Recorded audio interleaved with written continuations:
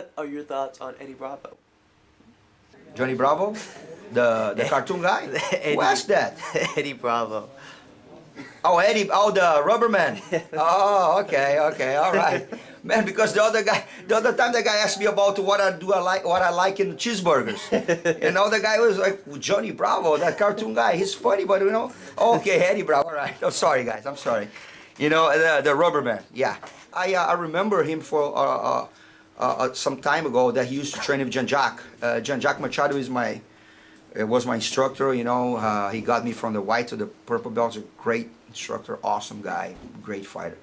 And I remember that I knew that he was a student. I remember that one student of mine one time brought me a book of him and said, hey, this guy, has this new approach and everything. He has some cool stuff, like with the high guard and Nino Chamber used to do. He has some good variations. He put in a good system on that, But it's kind of funny because here I think there's like a kind of like an internet cult about him. They call him the master, and he created his own style and everything. In Brazil, people don't even know too much about him or anything. But here in America, he's kind of famous. Not kind of, he's famous. He's famous. He has this style, this things. And I took a look at his book. Had some good stuff in the book. Some good techniques and everything. But he has this thing. I think that's why he's famous, because he's very polemic. He talks a lot of things that I completely disagree, about some stuff.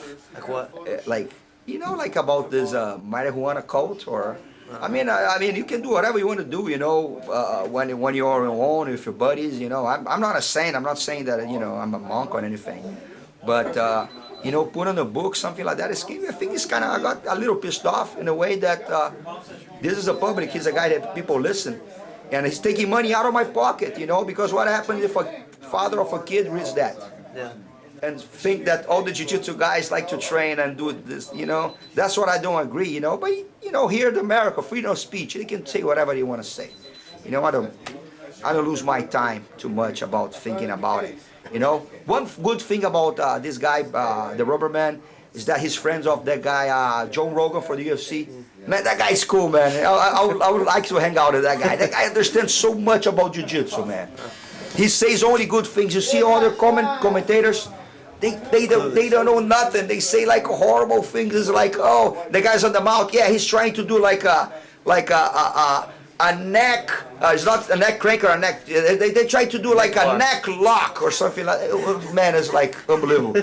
And Joe Rogan is so precise on his comments, man. It's unbelievable. He just say the good stuff about everything, and he's such a good vibe guy. And I think he's good friends of Eddie Bravo. He's because a brown belt from him. He's a brown belt from, he said that he's a brown belt for Jean-Jacques, no? He always says about Jean-Jacques, Well, I know he trains with Eddie, so maybe he got some belts earlier and then continue, but... Yeah. Joe Hogan's a nice guy, man. He's a good guy to hang out, man. He's a really cool guy. He's a comedian. Oh, he's a comedian? Oh, that's why. Charismatic, man, that guy. I like him, yeah, very much. But the rubber man, yeah, he did. I remember also when he got Hoyler in that triangle. I was coaching soccer, my teammate in Abu Dhabi, and they were fighting on the side, I remember Hoyler was like kind of, I always watch Hoyler because, me and Hoyler fought a bunch of times, so I was watching.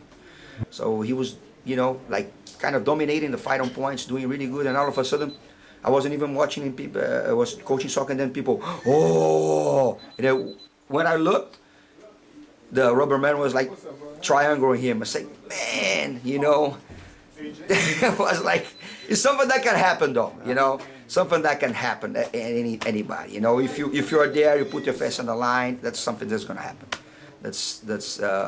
And Hoyler's a warrior, he doesn't need to prove anything to anybody. But people now to say that the rubber man is better than Hoyler, come on, give me a break. Look, it's like a comparison of Mike Tyson and Buster Douglas. Buster Douglas beat Mike Tyson one time. But Mike Tyson is Mike Tyson. Buster Douglas is Buster Douglas. Yeah. Everybody on the right place, please.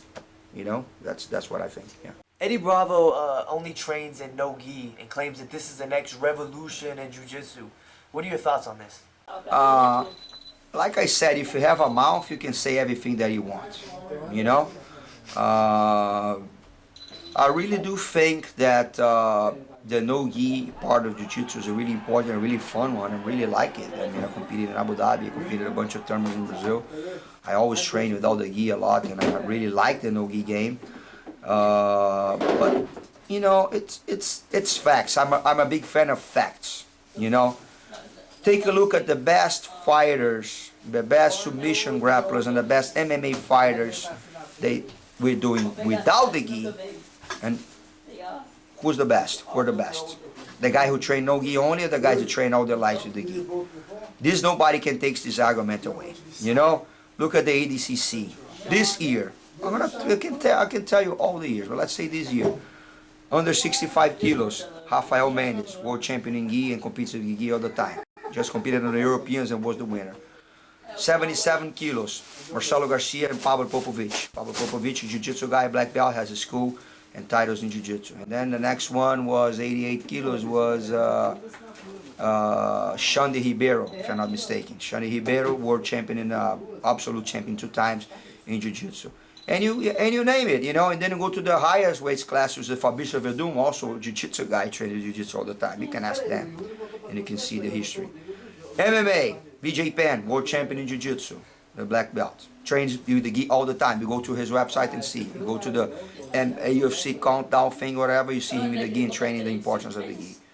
Anderson Silva, black belt, I mean, you name it, you know? So this is a fact that nobody can go away with that. The gi is really hard. The gi is tricky, the gi makes you smarter, the gi has a lot of different ways that you can use it in your favor and against your opponent. So you have to be really smart, and these make you aware of so many things. And when you take your gi out, the transition is really smooth. But it's really funny to see when a guy who never trained with the gi before put in the gi. You know, that's really fun to watch, you know what I mean? So I see the facts and I see history. I'm not doing this for a couple of years. I'm in on the middle of that for like 25 years. So I've seen history, and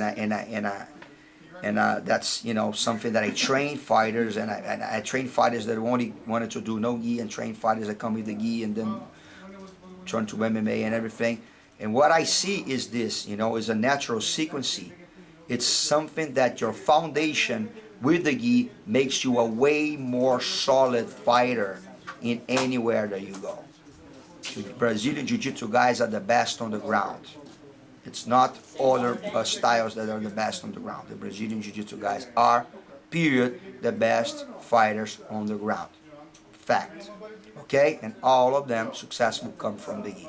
Okay? I think it's really funny that some people that are doing this for, you know, not for a while, for a couple of years, come with all these theories saying that it's the truth. Number one, not based on facts. And number two, who are they to say something? You know what I mean? I'm not saying names. It's not just one. There's a bunch of guys that say, oh, this is the truth, absolute truth. Who the hell are they? Are they masters?